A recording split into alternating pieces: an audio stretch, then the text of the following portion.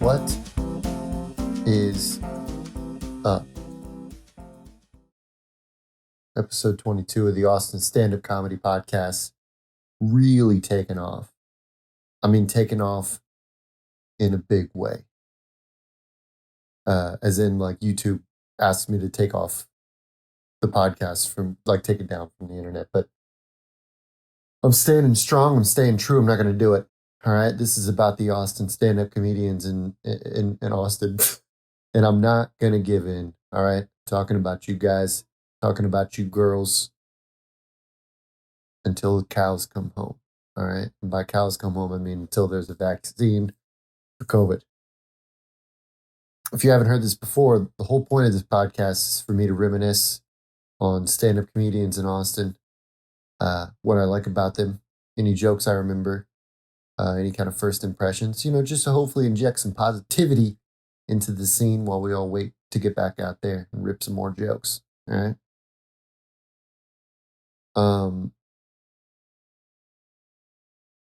I have been perfecting my Harlem Shake video. I know a couple of you have been asking. It's going to be out soon, so just be prepped for it.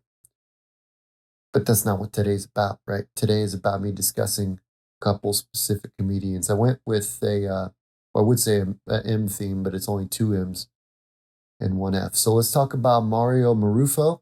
That's why I think it's three M's, because he's got a double in his. Let's talk about Mariano di Vincenzo.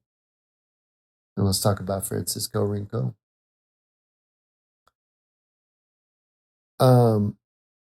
Mario.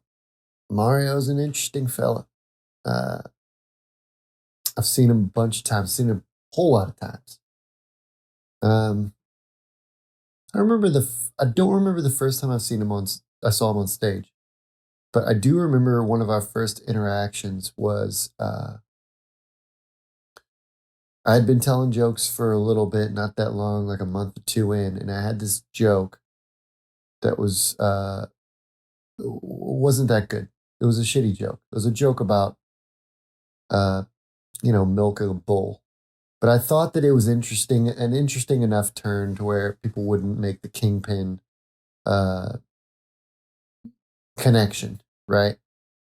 People did, and it didn't do well. So this actually did do well one time. I think that's why. That's the age-old trick, right? It does well once. You're like, done, in the back pocket. I'll keep it forever. Not true. So, one of the first interactions I had with Mario is I went to Fallout, and he was getting a beer, and he turned around and met eyes with me, and I was like, "Hey, what's up, Mario? How are you?" And mind you, we hadn't talked at this point yet. We'd just seen each other around all the time, so we knew who each other were. And Mario goes, he goes, "Hey, so that cow joke, it's been in like 2 movies from the 90s. And I was like, oh shit. I was like, dude, that can't be the first thing you say to me, person to person. But he was right. He was right. So I nixed that joke from my act. Thank you, Mario, for, keeping it real. Mario has a great singing voice. And then I think one of my favorite jokes I've seen from him. So he's got the one joke where he drops down on his knees and screams pretty much at the top of his lungs, which is really showcasing that voice that he has. That one's really good. He has another one too that's really good. Maybe it's about his dad.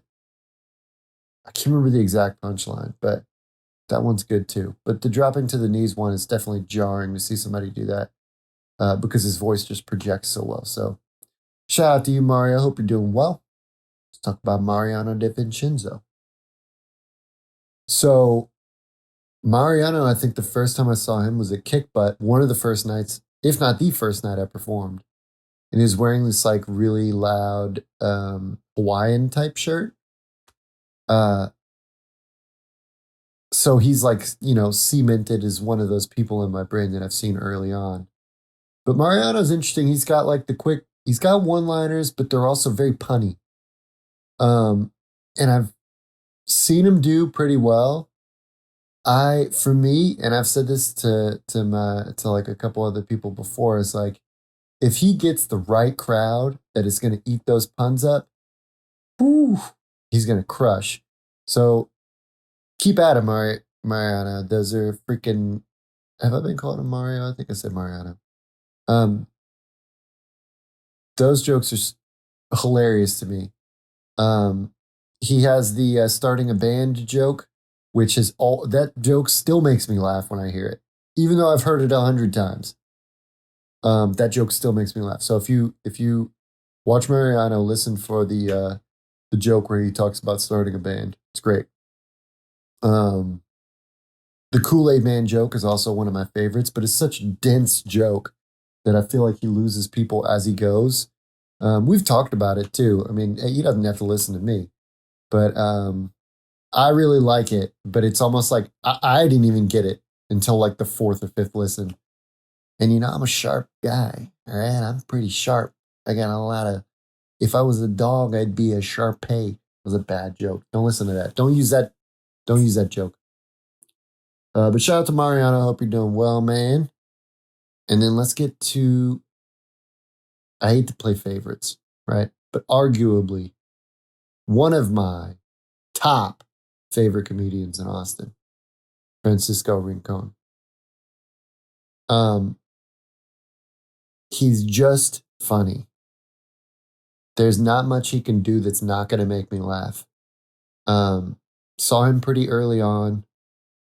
Hey, what's up, fuckers? His presence on stage is funny. The way he holds the mic is funny. Man, what's the other? Yeah, he talks about North Korea. He's got some. Hopefully, this is an offensive accent. Isn't an offensive accent, but he's got one joke where he says, "I know it's stuck in my head." God, he has so many jokes that I could reference, but he talks about one of his friends saying, "Oh yeah, your English sucks like a dicks." Oh, it's great.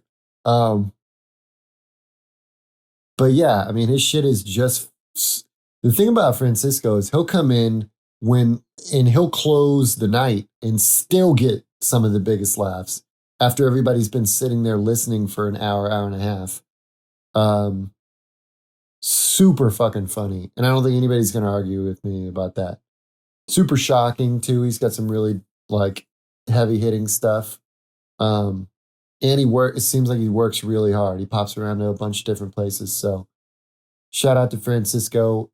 One thing that I remember specifically about one of our interactions is maybe I'll release this. Maybe I'll release this to everybody. But there's the first and only set that I've ever done at Cap City. I ended up opening. Taylor Dowdy was hosting. Taylor introduced me. I went up. I did my set and I hit record on my phone. And when I was walking off stage, I walked by Francisco and he was like, "Hey man, good set." And I got it on the recording too. And I just walked straight out of the venue because it was just such. I mean, if anybody's performed at Cap City, they know it's a different freaking. That's so cool. But anyhow, yeah, that was very sweet of him to say. I think that's it for this episode. So thank you guys for listening. If you're a stand-up comedian and you're in Austin and you've seen me around, I'm coming for you. I'm coming for you. I'm going to talk about you, my boy or my girl. I don't like saying my girl as much. It makes me feel a little uncomfortable. But in the meantime, stay safe, stay healthy. Stand-up comedy will be back. Have a great rest of your day.